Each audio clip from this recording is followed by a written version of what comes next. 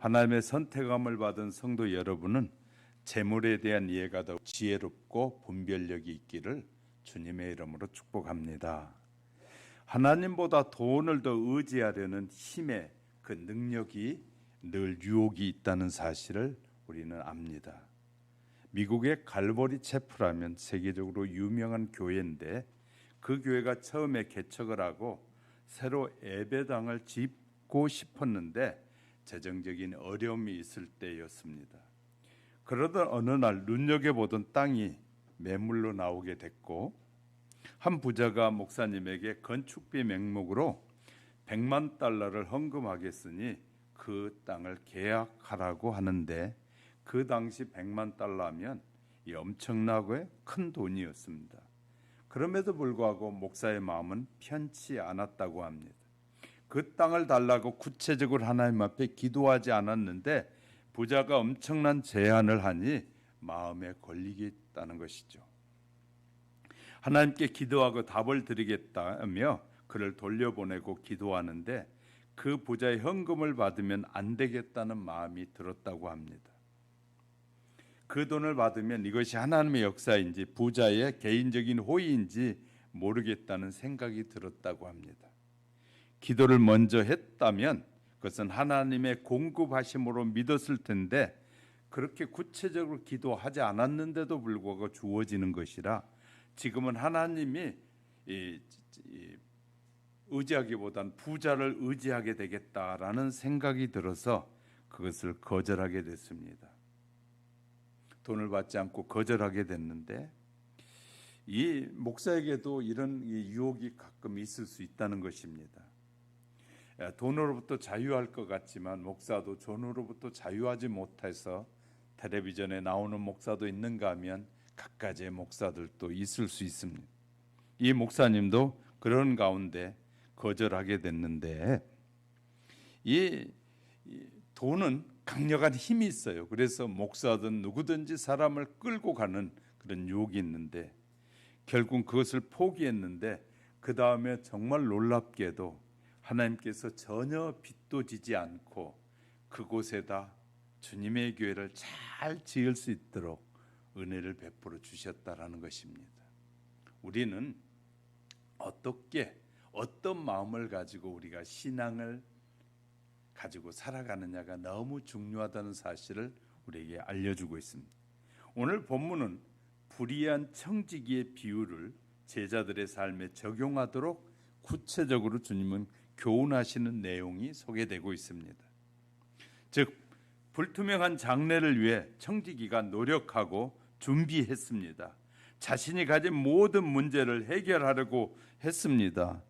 성도들도 청지기 소유 개념을 가지고 이웃에게 봉사하고 하나님의 사업에 청지기 소유 개념을 가지고 이웃에게 봉사하고 이 충성하면 장래 천국에서 확고한 상급으로 위로해주고 이 축복해 주신다라는 사실을 주님은 말씀하고 계십니다. 오늘 본문의 1절부터 12절에서 이 나타난 불의한 청지기에 대한 비유의 결론은 이것입니다. 하나님이 인간을 겸하여 섬길 수 없다. 물질과 하나님을 겸하여 섬길 수 없다는 내용입니다. 주님은 이 교훈의 모든 것이 인간은 마땅히 하나님만 섬겨야 하고 재물은 인간에 의해서 잘 관리하고 봉사해서 하나님의 도구로 섬기는 일을 하는 것이 재물이라는 것이죠. 이 섬긴다는 말은 노예가 된다라는 뜻도 가지고 있는데요. 특별히 이 당시의 바리새인들과 이 서기관들, 당시의 유대 사회 종교 지도자들 대부분이 하나님과 재물을 겸하여 섬기고 있었던 자들입니다. 이것은 한마디로 위선적인 삶을 그 시대에 살았다. 우리가 잘못하면 재물과 하나님을 겸하여 섬기면 위선적인 삶이 될 수 있다는 사실을 잊지 마셔야 합니다.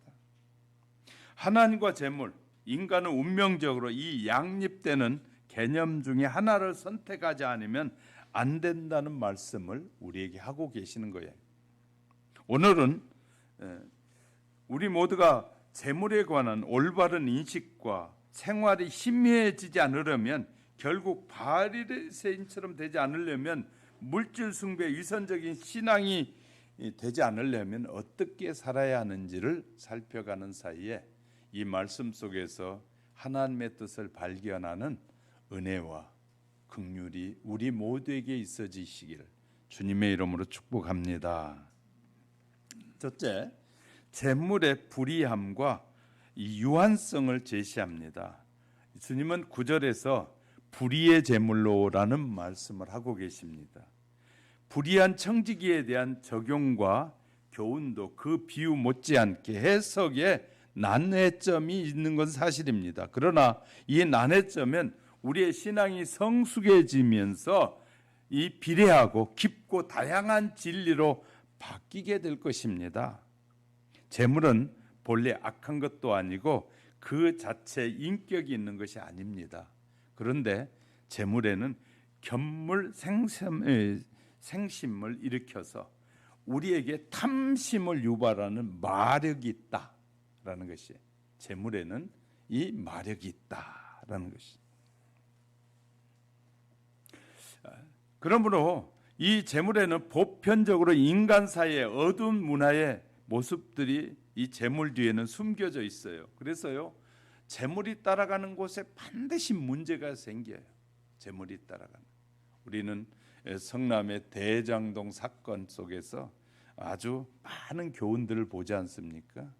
초과 이득 이 상환제는 폐지해 버렸어요. 다시 말해서 이렇게 많은 이득을 얻어도 괜찮다라고 해가지고 엄청난 이득을 보게 지도자가 만들어서 엄청난 문제가 야기됐다라고 하지 않습니까?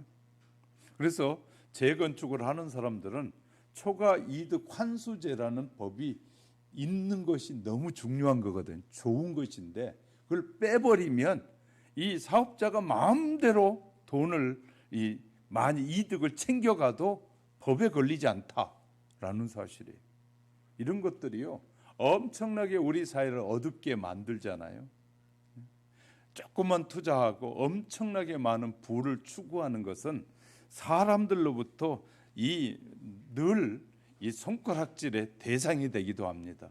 그래서 적당한 수준의 이 이득을 얻어야지 무조건 많이만 얻는 것이 좋은 것은 아니다라는 것이 우리 사회의 보편적인 사람들의 생각이란 말이에요.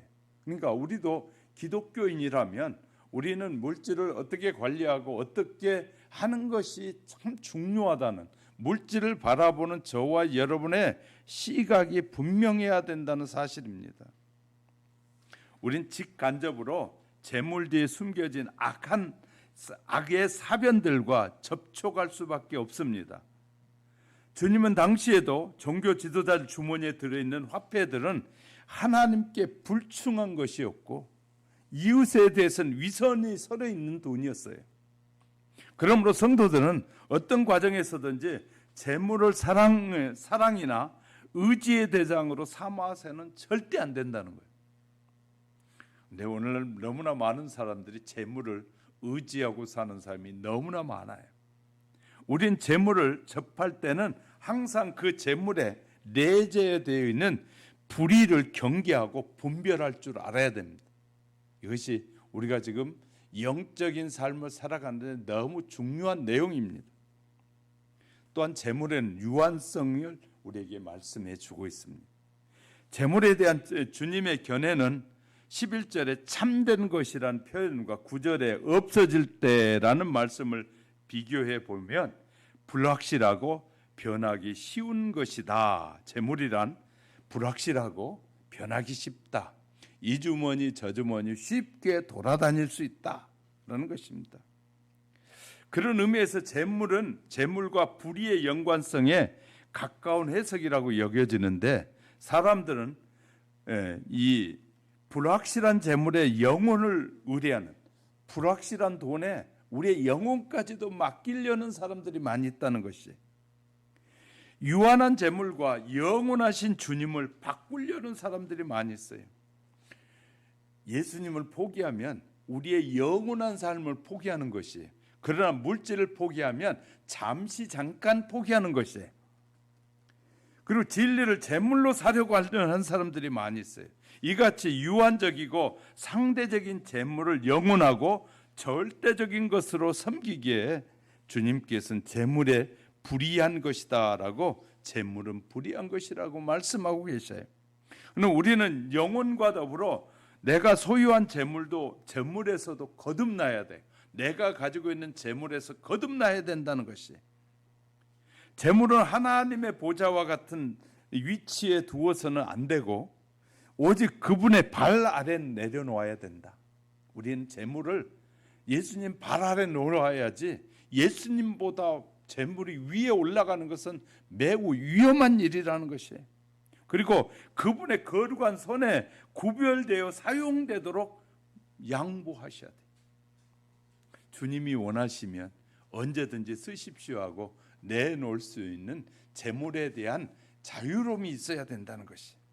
그럴 때 재물은 불의의 열매에서 의의 열매로 바뀌게 될 것이고 우리의 삶은 참으로 윤택하게 만들어 주신 것이다. 자, 절 보세요. 재물이 우리의 삶을 윤택하게 하는 것이 아니라 주님의 생명의 말씀이 우리를 윤택하게 한다. 이 말씀에 아멘 하지 않으면 여러분은 아직도 이 재물이 내 삶을 윤택하게 해주실 것이라는 기대를 갖고 있는 것과 같은 것이에요. 성경을 읽어보면 하나님께서 재정의 복을 주신 사람은 한결같이 재정에 대한 연단을 받았음을 알 수 있어요. 복의 근원이라는 아브라함도 오랜 기간 연단을 받게 되고요. 야곱도 요셉도 다윗도 다 연단을 받아요. 가장 대표적인 경우는 욥으로 당대 큰 부자였지만 모든 소유를 하루아침에 다 잃어버리게 돼요. 그 배경에 보면 마귀가 하나님 앞에 욥을 참소한다고 나와 있잖아요. 욥 1장 9절과 11절에 사탄이 여호와께 대답하여 이르되 욥이 어찌 까닭 없이 하나님을 경외하리이까? 욥이 이유 없이 하나님을 잘 섬길까? 말도 안 됩니다. 사탄이 그렇게 말하고 있잖아요. 우리는 하나님이 뭘 줘야 하나님을 잘 섬기겠다는 마음은 매우 위험한 마음입니다. 하나님이 내게 복을 줘야만이 내가 하나님을 섬기겠습니다. 이것은요 매우 위험한 생각이에요. 이제 주의 손을 펴서 그의 소유를 쳐보세서 그리하면 틀림없이 욥도 주를 향하여 욕을 하지 않겠습니까? 사탄이 사람을 참소하기를 사람은 하나님이 잘해주면 믿고 잘해주지 않으면 하나님을 떠나는 존재입니다 라고 말하는 거예요. 하나님이 사람에게 복을 주면 하나님 앞에 잘 충성하고 헌신하는데 복을 안 주면 사람도 하나님을 멀리하고 무시하고 떠납니다. 사탄이 그렇게 말하고 있는 거예요. 마음이 뜨끔할 정도로 전곡을 찌르는 말 아닙니까? 하나님이 잘해주니 하나님을 찬양하고 충성하지요. 재정을 한번 거두어 가보세요. 다 저주하고 떠나버릴걸요. 우리의 신앙생활 잘해야 됩니다. 이상하게 재정적인 어려움이 닥쳤다면, 재정적인 문제가 생겼다면, 물질적인 문제가 생겼다면 명심해야 될 내용이 있는데 마귀가 너 이제 하나님을 믿을 거니? 라고 말하는 것과 똑같은 것입니다. 예전에 몰랐는데 이제 명심해야 될 일이 있어요. 하나님을 잘 믿으려고 애를 쓰는데 경제적인 어려움을 당하면 방탕하고 온갖 죄를 짓게 되는데 오히려 풍요롭게 사는 사람을 보면서 믿음의 시련이 와요. 저 사람 예수도 안 믿어도 저렇게 잘 사는데 나는 예수님을 잘 믿으려고 했는데도 이런 경제적인 어려움이 오고 시련이 와요.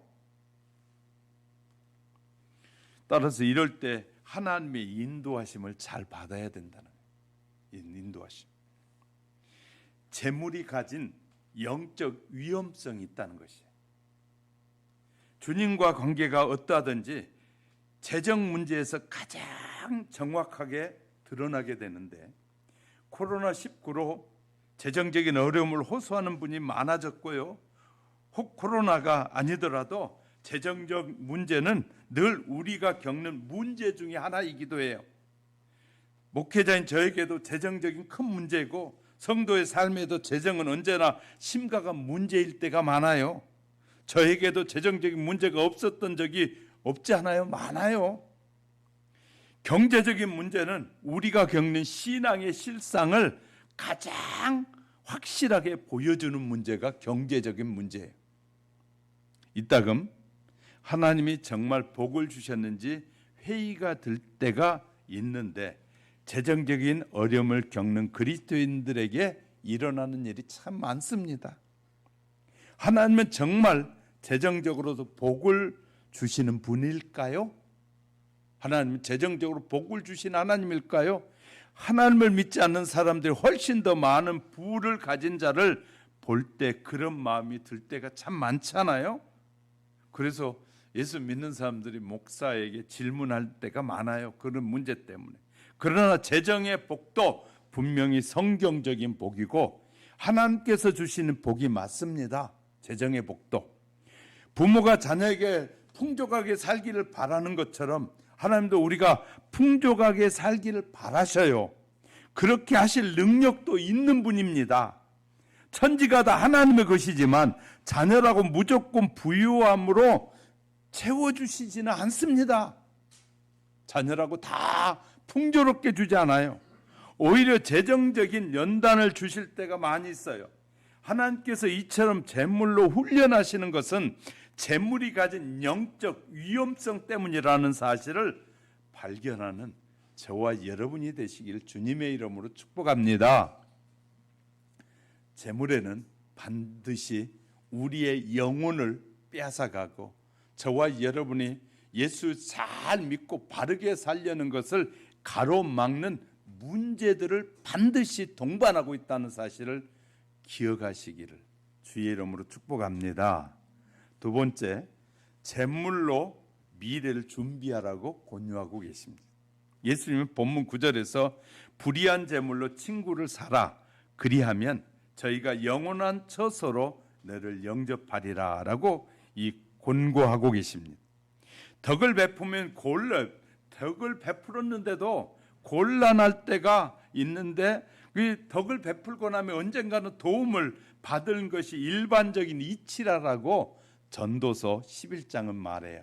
우리가 덕을 베풀면 그래도 그 사람이 여러 번 덕을 베푸면 한 번이라도 우리에게 이것이 되돌아오게 하는 것이 이치다라고 말해요. 이처럼 영원한 처소를 위해서 재물을 사용하라는 것입니다. 다시 말해 재물은 어디에 사용하느냐면 사람을 사귀고 이 영원한 것에 영원한 일을 위해서 쓰는 것이 이 재물을 지혜롭게 사용하는 비법이다. 하나님은 사람들에게 재물을 주시는 것은 바로 사람을 사귀고 그것을 통해서 하나님을 영화롭게 하는 영원한 일을 하게 하기 위해서 사람에게 재물을 주신 것이다 라고 말하는 거예요. 우린 재물로 영생을 살 수 있다는 생각은 결코 해서는 안 됩니다. 또 선행으로 하나님의 공의를 만족시킬 수 있다고 해서도 안 됩니다.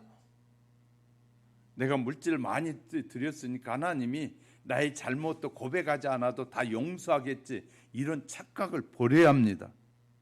다만 재물로 선행으로 신앙의 좋은 친구를 만들라는 뜻이거든요.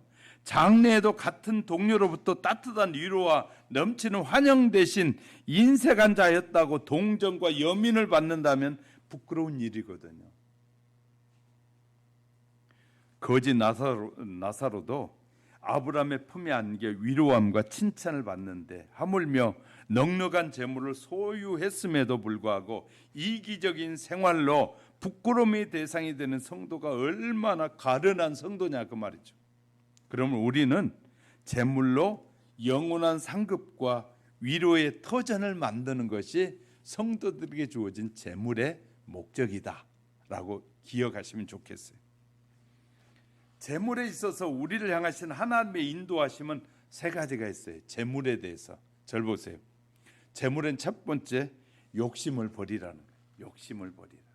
하나님께서 이 재물로 인해서 우리를 훈련하는 중요한 이유는 탐심 때문입니다. 탐심은 마귀의 역사로 돈에는 반드시 영적인 유혹이 따라와요. 돈에 대한 욕심이 생기는 것은 마귀가 역사하는 증거예요.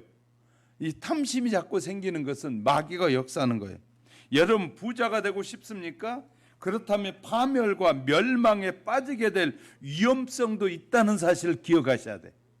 이렇게 말씀을 디모데전서 6장 9절을 보니까 부하려는 자들은 시험과 올무와 여러 가지 어리석고 해로운 욕심에 떨어지나니 곧 사람으로 파멸과 멸망에 빠지게 하는 것이라. 너무 과한 부자가 되고 싶어하는, 그러니까 자기 욕심, 탐심을 가지게 되면 파멸에 이르게 되는 길이다. 우리 그러므로 부자가 되려면 먼저 영적인 분별력이 필요한 것이에요. 부자가 되려면 영적 분별력이 필요하다. 누구나 돈을 사랑하는 마음이 있는 것인데, 예전 같으면 돈이면 다 돈을 사랑하면 돈을 좋아하는 것이 대부분 누구나 다 마찬가지지, 그런 생각을 할 수 있어요.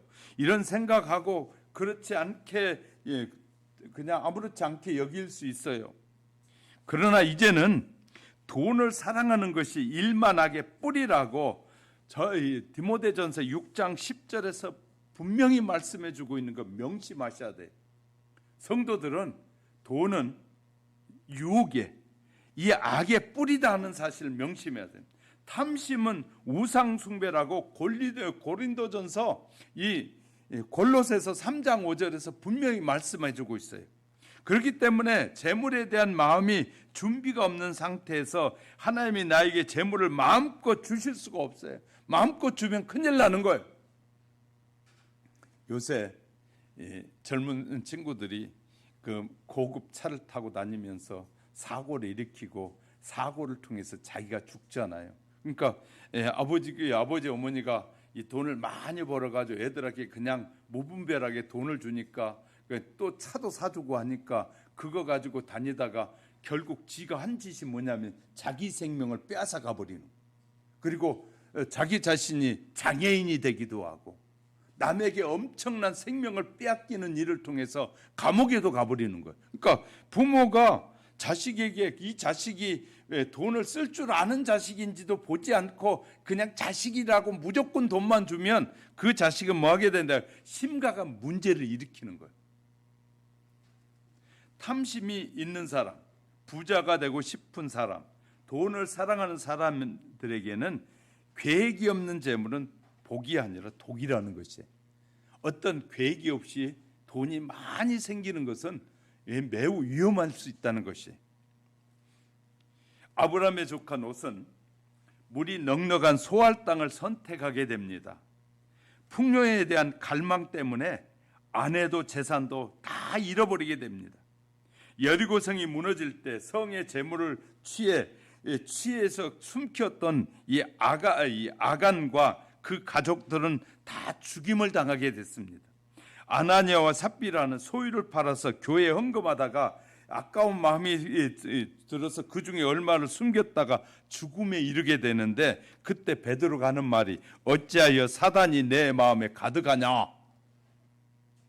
욕심이 생기는, 탐심이 생기는 것은 우리 마음에 욕심, 탐심 때문에 그렇다는, 이것이 바로 탐심에 감춰진 영적인 실상입니다.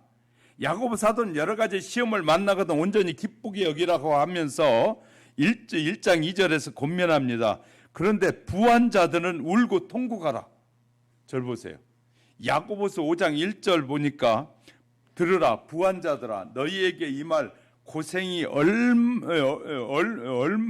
고생으로 말미암아 울고 통곡하라. 맞는 말입니까? 우리 말과 달라요. 부한 자들은 희낙낙하고 즐거워하고 기뻐해야 되는데 하나님 부한 자들아 너희에게 이 말 고생으로 말미암아 울고 통곡해라.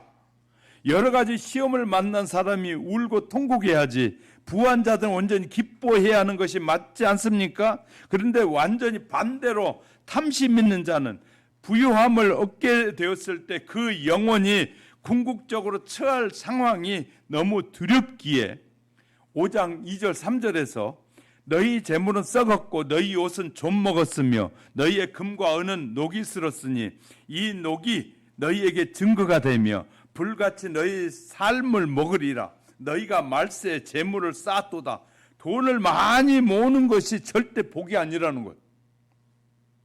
내 안에 돈에 대한 욕심과 탐심이 있느냐 없느냐는 하나님이 우리를 어떻게 쓰실지 결정하는 중요한 요건이에요. 절 보세요. 저에게 돈이 많아지면 제가 뭐 할 것 같아요? 여러분이 돈이 많아지면 여러분의 첫 번째 일이 뭘 것 같아요?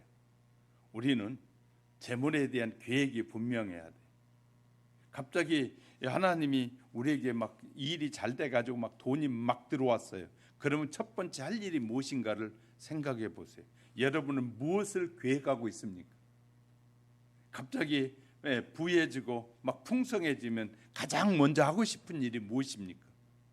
계획이 없으면 엉뚱한 짓 하게 되는 것이죠. 그래서 뭐라고요? 탐심을 버리라는 거예요. 욕심을 버리라는 거예요. 재물에 대해서 고민합니다. 두 번째, 성경은 염려하지 말라는 것입니다. 우리는 늘 크고 작은 염려를 가지고 살아갑니다. 그런데 하나님은 반복해서 염려하지 말라고 염려의 뿌리는 악한 영의 역사랑 염려하는 것은 이 마귀가 주는 것이라고 말해요. 누가복음 21장 34절에 보니까 너희는 스스로 조심하라. 그렇지 않으면 방탕함과 술취함과 생활의 염려로 마음이 둔하여지고 뜻밖의 그날의 덕과 같이 너에게 임하리라. 실제로 우리는 염려 때문에 하나님의 일을 못하고 말씀에 순종하지 못하고 주위 사람들을 돌볼 여유를 갖지 못하는 경우가 많아요. 염려 때문에. 우리는 염려가 자연스러운 일이라고 생각을 버려야 됩니다. 염려는 다 하는 것이지 이 생각은 매우 위험한 생각이라는 것이에요. 염려하는 것은 영적으로 심각한 문제가 생긴 것인데 무슨 문제냐? 하나님이 언제나 우리와 함께 하시고 우리에게 좋은 아버지라는 사실을 믿지 않는 것이에요. 마음의 염려가 되는 것은 하나님이 계시다는 사실을 내가 믿지 않는 것이에요. 절 보세요. 우리의 자녀들이 내일 아침에 무엇을 먹을까 걱정하는 거 보셨어요? 어린 아이들일수록 내일 무엇을 먹을까 걱정 안 하고 자라 그러면요 배 불러가지고 배가 따뜻하면 잠도 잘 자요. 아이들은 가진 것이 없어도 내일 아침에 일어나면 식탁에 밥이 차려져 있을 것이라고 생각해요. 이런 믿음이 얼마나 놀랍습니까? 어른들에게는 없는 믿음이로 아이들은 졸면 자고 눈 뜨면 먹을 것을 찾습니다. 식탁에 가서 앉으면 밥을 먹는다고 생각합니다. 함께 사는 엄마 아빠가 자신을 먹일 것으로 믿는 거예요. 우리가 예수님을 믿고 영원히 구원받은 후에 우리가 받은 가장 놀라운 복은 하나님이 우리 아버지가 되셨다는 거예요. 아멘? 그러다 우리 자녀들에게도 먹고 입고 사는 것에 대해 염려하지 않아야 정상이잖아요. 그래서 예수님은 늘 말씀해 너희는 무엇을 먹을까 무엇을 마실까 무엇을 입을까 염려하지 말고 먼저 하나님의 나라를 위하여 기도하라고 말씀하잖아요. 우린 염려하지 말라고 하는데 너무 염려를 많이 하고 살아. 염려를 많이 하고 살아. 세 번째는 물질에 대해서 하나님은 우리에게 말씀 주라는 것입니다. 하나님은 성도들에게 재정이 있으면 받기보다는 주는 것이 복이 있다라고 말씀하셔요. 자꾸 주라는 것이. 누가복음 6장 38절에 주라 그리하면 너희에게 줄 것이니 곧 후히 되어 누르고 흔들어 넘치도록 하여 너희에게 안겨주리라. 너희가 헤아리는 그 헤아림으로 너희도 헤아림을 도로 받을 것이니라. 하나님께서 우리에게 먼저 주라고 말씀하셨어요. 그 다음에 후히 되어 누르고 흔들어 넘치도록 안겨주시겠다는 거예요. 자꾸 주라는 거예요. 우리에게 먼저 주라고 하시는 것은 우리가 복 있는 자이기 때문에, 돈이 많이 벌어야 복 있는 사람이 있는 것이 아니라 돈이 있으나 없으나 우리는 하나님의 복이 우리에게 임한 자라고 믿으라는 거예요. 그래서 자꾸 복을 주라는 거예요. 그러면 이제 이렇게 말해요. 목사님, 뭐가 있어야 주지요. 주는 것은 여러 가지 방법입니다. 기도를 해주는 것도, 축복해주는 것도 복을 주는 거예요. 빌어주는 거예요. 할렐루야. 내가 돈이 없어도 말로도 우리가 시간을 내서 다른 사람이 섬겨주는 것도 주는 거예요. 할렐루야. 우리는 개념이 돈, 뭐 얘기하면 돈만 꼭 줘야 주는 것이라고 생각해요. 교회 와서 헌신하는 것도, 교회 와서 시간을 드리는 것도 하나님 앞에 드리는 거예요. 할렐루야. 돈은 시간이기 때문에. 시간은 돈이에요. 그죠? 복 있는 자의 특징은 주는 것입니다. 복이 없는 자의 특징은 움켜쥐는 것이 복이 없는 자예요. 어떤 사람이 많이 가졌는데도 계속 움켜쥐고 사는 것은 영적으로 불쌍한 사람이다. 영적으로 불쌍한 사람은 자꾸 움켜쥐려고만 하는 거예요. 하나님의 자는 주는 복을 받는 사람임을 명심해야 돼. 자꾸 주셔요. 줄 수 있습니다. 그 복은 이 세상에서 쌓여 있는 것이 아니라 하늘에 쌓인다고. 예수님은 이 마태복음 6장 19절 21절에서 보물을 하늘에 쌓아두라 하신 다음에 눈에 대해서 말씀하십니다. 6장에 22절 23절 눈은 몸의 등불이니 그러므로 내 눈이 성하면 온몸이 밝을 것이요 눈이 나쁘면 온몸이 어두울 것이니 그러므로 내게 있는 빛이 어두우면 그 어둠이 얼마나 더하겠느냐. 주려면 눈이 밝아야 줄 수 있어요. 눈이 밝다는 것은요, 절 보세요. 아무한테나 막 주는 것이 아니라는 거예요. 아까 말씀드렸어요. 부자 얘기를 하면서 부자가 자식에게 주는데 이 자식이 돈도 물질도 바르게 쓰는 사람에게 많이 줘야지 나쁘게 쓰는데 많이 주는 것은 그 자식을 죽이는 것이에요. 그러니까 너무나 많은 사람들이 어떻게 돈을 무조건 자식이니까 다 준다. 그건 너무 바보 같은 짓이거든. 어리석은 짓이에요. 자식이 선한 일하고 좋은 일을 하는 사람에게는 많이 주고 많이 막 쓰게 주고 그리고 자기밖에 모르는 사람에게는 주지 않아야 되는 거예요. 아멘도 안 하시니까 정말 힘들어요. 그러니까 누구에게 이것이 선한 일에 쓰는 사람에게 막 줄 줄 알아야 되는데 그냥 무조건 불쌍하다고 부모들이 우리 육신의 부모들이 자식에게 한 불쌍하다는 생각을 갖기 전에 이 아이가 올바른 삶을 사느냐 살지 않느냐를 먼저 분별해야 돼요. 그러니까 불쌍하다고 무조건 주면 이 아이는 다른 짓을 해서 더 불쌍해지고 영원히 하나님에게서 떠나가게 되는 거예요. 그런데 누구에게 더 줘야 하는지를 잘 모르는 분별력이 없는 것이거든요. 눈을 떠서 보라는 것은 그 아이가 자식이 어떤 일을 하느냐에 따라서 그 사람에게 그런 걸 줄 줄 알아야 된다. 분별력이 있어야 된다는 거예요. 저도 이해가 되셨으면 아멘. 하나님의 나라를 바라보는 눈이 열려야 비로소 주는 것이 얼마나 복 있는지를 알게 되는 것이에요. 반면에 돈의 눈이 어두워졌다는 말씀은 대부분이 사람이 그렇습니다. 돈의 눈이 어두워지면 하늘에 쌓을 것을 모릅니다. 하늘에 쌓는 것이 안 보이는 거예요. 어떻게든 이 세상에 돈을 쌓으려고만 하는 것이에요. 돈이 없어서 힘든 것도 사실입니다. 그러면 돈이 많으면 괜찮을까요? 돈이 없어서 힘든 것도 힘든 일이지만 돈이 많으면 괜찮을까요? 돈이 많으면 더 어렵습니다. 그거 관리하려고. 어떤 사람은 어려워도 좋으니까 돈이라도 한번 많았으면 좋겠다고 말할지 모릅니다. 그러나 실제로 돈이 많아서 망한 사람이 얼마나 많은지 아십니까? 돈 때문에 건강을 잃어버린 사람들, 그 돈 때문에 가정을 망친 사람들, 돈 때문에 친구를 버린 사람들이 얼마나 많습니까? 돈 많아가지고. 그 정도는 아무것도 아니죠. 믿음을 잃어버리고 돈 때문에, 물질 때문에 영생을 잃어버리면 이 세상에서만 후회하는 것이 아니라 영원히 탄식할 일이라고 말해요. 이처럼 영적인 눈이 어두워지면 돈이 없어도, 돈이 많아도 문제가 되는 것이거든요. 우리는 어려운 분에게 돈을 얼마나 주는 것보다 더 중요한 것은 하나님이 하시는 일에 내 자신이 도구가 되는 것이에요. 절 보세요.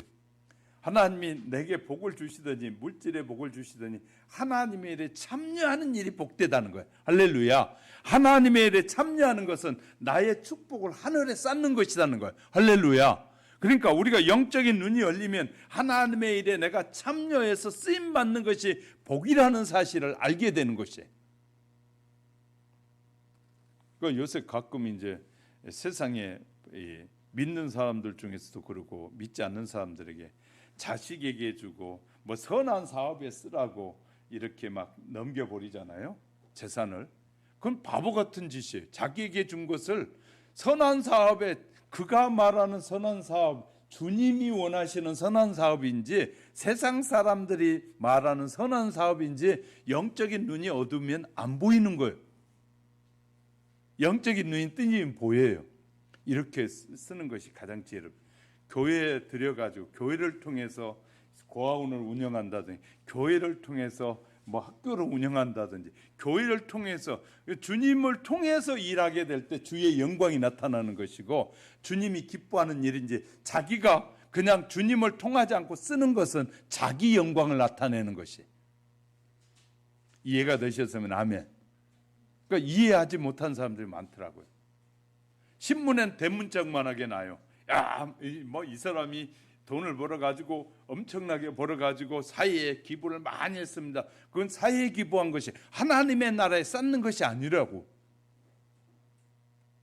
그러니까 어떻게 쓰느냐가 중요한데 영적인 눈이 열린 사람과 닫힌 사람은 다르더라라는 것을 우리에게 말씀해 주고 있는 것이. 나를 통해서 그 일을 이루시는 것이기 때문에 내 인생의 최고의 축복이라고. 내가 하나님의 일에 동참해서 쓰고 그것이 하늘에 쌓이고 그리고 그 일이 축복된 일임을 여러분이 기억하시기를 주님의 이름으로 축복합니다. 세 번째는 재물과 함께 섬기는 것도 하나님 거절하셨다. 하나님과 재물을 겸하여 섬기는 삶이 가능할까요? 본문 13절에 너희가 하나님과 재물을 겸하여 섬길 수 없느니라. 예수님께서는 본문에서 하나님과 재물을 겸하여 섬길 수가 없다고 단언하고 계십니다. 그것은 한 하인이 두 주인을 섬길 수 없는 것처럼 만일 두 주인을 섬긴다면 그것은 허구다, 거짓이라는 말이거든요. 하나님을 섬기면서 재물을 사랑한다는 것은 있을 수 없고 반대로 재물을 사랑하면서 하나님을 섬길 수 없다는 말이에요. 주님께서는 이렇게 단정적으로 말씀하시기를 9절에 그래서 재물은 9절에 친구를 사귀는 데 필요한 것이지 섬김의 대상이 될 수 없다라는 것이. 섬긴다는 말은 종이 된다는 뜻인데 종은 하나님께만 종이 되든지 재물에게 종이 되든지 한 사람이 동시에 양쪽에 겸하여 종이 될 수는 없다는 뜻이거든요. 하나님은 경외하고 사랑해야 할 대상이지 재물은 인간이 관리할 대상이고 이웃에게 봉사하기 위해서 사용한 도구요 방편이라는 것을 우리에게 9절에서 말씀하는.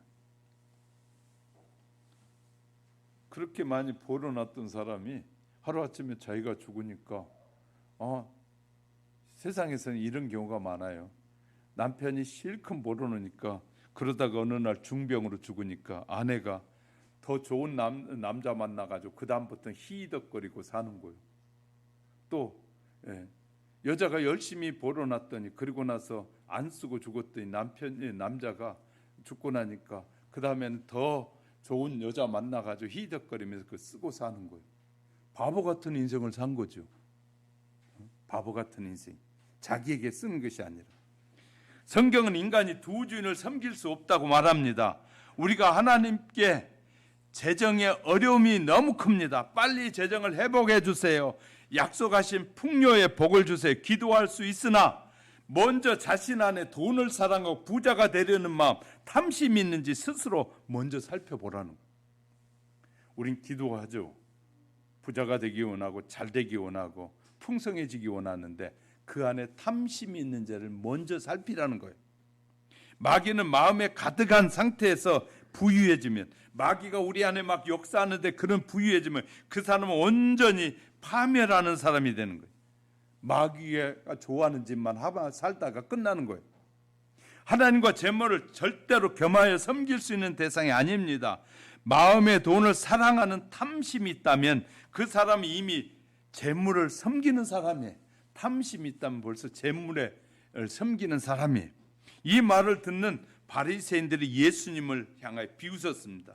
성경 이름 바리새인들이 돈을 좋아하는 자들이라고 누가복음 16장 14절에 우리가 읽었던 본문 그 다음에 보면 예수님은 바리새인들은 돈을 좋아하는 자들이라 이 모든 것을 듣고 비웃거늘 예수님께서 이르시되 너희는 사람 앞에 스스로 옳다는 자들이다.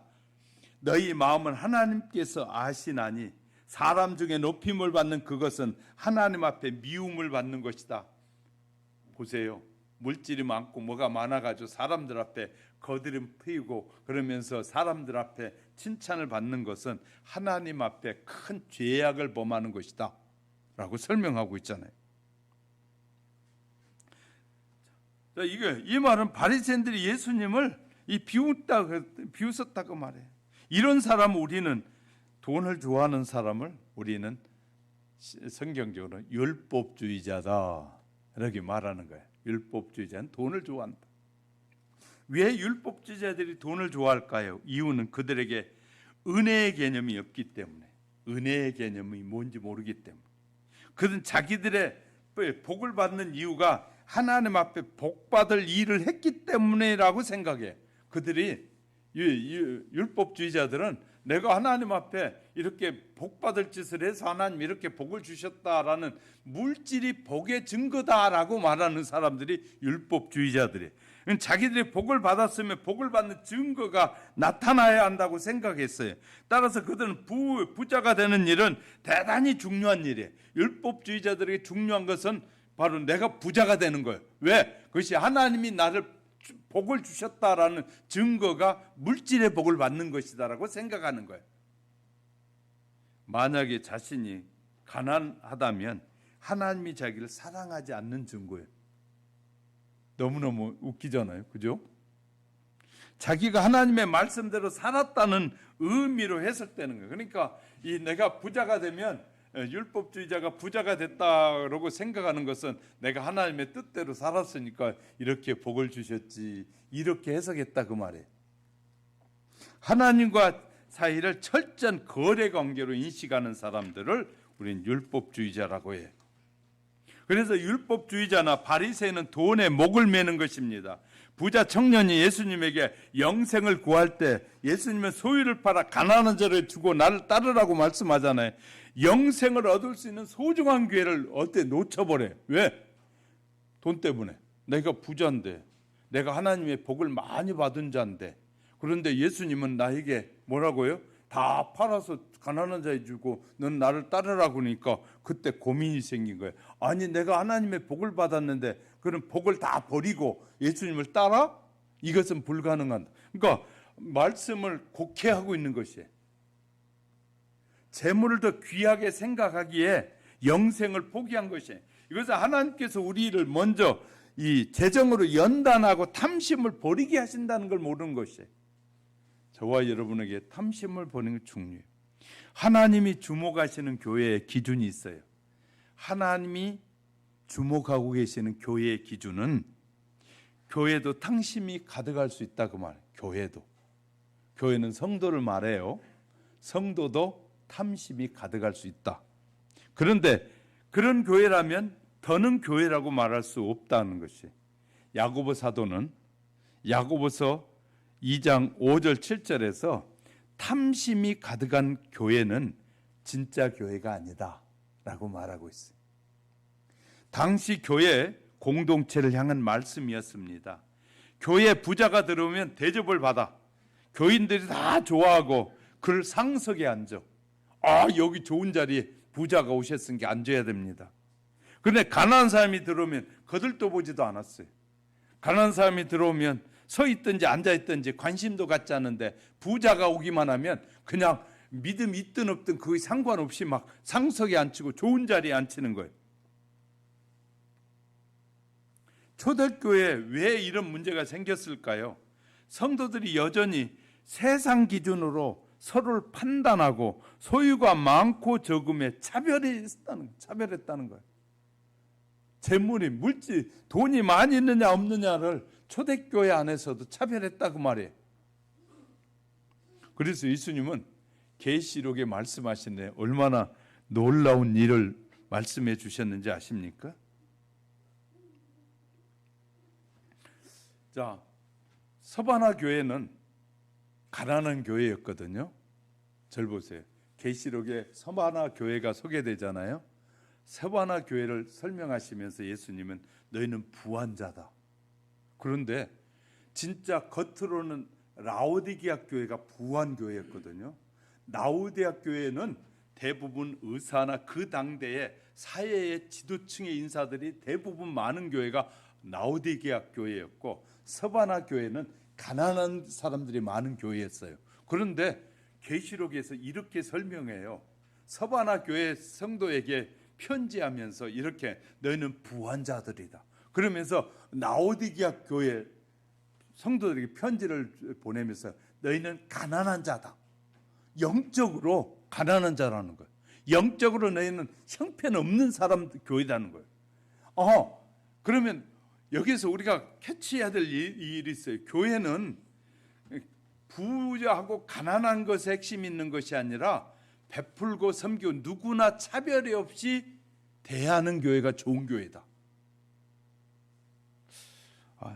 우리 직분자들이 아멘을 안 하니까 나는 어떻게 해야 될지 몸둘 바를 모르겠어요. 더 좋은 공동체가 되려면 한국교회는 이 문제를 극복했느냐? 한국교회도 극복을 못했어요. 그래서 큰 교회 가면 자기들이 어른이라 그래. 크게 부흥시켜줬으니까 그것이 축복이고, 그래서 큰 축복된 교회에 와봐야 와서 선교도 들어보고 큰 축복된 교회에 오면 복을 받는다고 그렇게 말하는, 이것이 얼마나 잘못된 메시지인지도 모르고 듣는 사람들이 많이 있어요. 교회가 크고 적고가 문제가 아니라 어떤 마음을 갖고 있느냐가 문제라는 거예요. 그 마음에 예수님이 있다면, 절 보세요. 큰 교회가 예수님의 마음을 진짜 가지고 있다면 적은 교회 성도들이 가면 어떻게 해야 되겠어요? 더 맞이해주고 반겨줘야 되지 않겠어요? 같은 가족, 우리 가족들이 부모가, 절 보세요. 부모가 자식들이 어떤 자식 살라고 몸부림치는데도 막 늘 가난해 허덕이에. 근데 어떤 애는 그냥 조금만 해가지고 잘해가지고 막 부자가 됐어. 그래가지고 막 떵떵거려. 그러면서 와가지고 부모님 앞에 와가지고 야 니는 돈도 못 버냐 하고 이렇게 거들먹거려. 그때 부모가 가만히 있으면 되겠냐 그 말이야. 야 이놈아, 네가 많이 벌었으면 가난한 자에게 나눠주고 너가 없는 자를 함부로 대하지 말아라고 말해야 되는데, 이 영적 눈이 어두운 부모들은 야 네가 최고다, 가난한 저놈은 게을러서 못돼서 그래 하고 이렇게 판단하는 것은 그 부모가 영적인 눈이 어두워서 그러는 거예요. 영적인 눈이 열려지는 것과 닫혀 있는 것이 엄청난 차이가 있는 것이에요. 몸부림치고 살려고 해도 그것을 이루지 못한 그걸 보면서 부모는 뭐 해야 돼? 넉넉한 사람의 것을 받아서 나누고 베풀고 섬기고 서로 살아가도록, 그것이 가족 아니겠어요? 우린 늘, 저는 이렇게 생각해요. 교회는 예수님이 이 교회의 주인이시니까 우리는 가족으로 살아야 돼요. 어려울 때는 나눠주고, 상처받았으면 위로해주고, 격려해주고, 힘이 돼주고, 도움이 필요하면 도와주고, 이게 좋은 교회 아니겠어요? 하나님은 그런 교회에 관심을 갖겠어요? 다 이기적으로 자기밖에 모르는 그런 교회에 관심을 가지시겠어요? 제가 이렇게 여러분에게 설명하는 것은 여러분이 분별력을 가지라고 지금 설명하는 거예요. 저보다 여러분이 더 잘 자세하게 이해할 수 있지만 벌써 여러분은 제가 이런 말을 하면 벌써 여러분 판단력이 탁탁 들어와야 돼. 우리는 누구에게 관심을 갖는 교회여야 되냐 그 말이죠. 과연 하나님은 어떻게 생각하실까? 사람들은 부자를 주목하지만 하나님은 오히려 가난한 자를 주목하신다는 거예요. 사람들은 부자에게 관심이 많아요. 그러나 하나님은 가난한 자에게 더 관심이 많으셔요.